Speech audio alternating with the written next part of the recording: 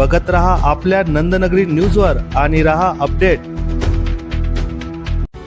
अक्कलकोट तालुक्यातील खापर व कोराई येथे नदीवरील पूलसह अंगणवाडीचे भूमिपूजन संपन्न।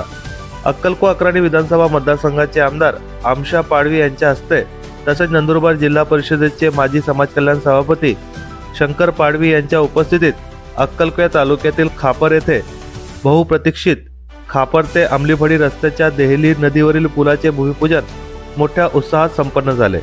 तसेच आमलीफळी ते चांदपूर रस्त्याच्या काकड नदीवरील पुलाचे तसेच कोराई भाट्याफळी येथे अंगणवाडी केंद्राचे भूमिपूजन देखील मोठ्या उत्साहात संपन्न झाले।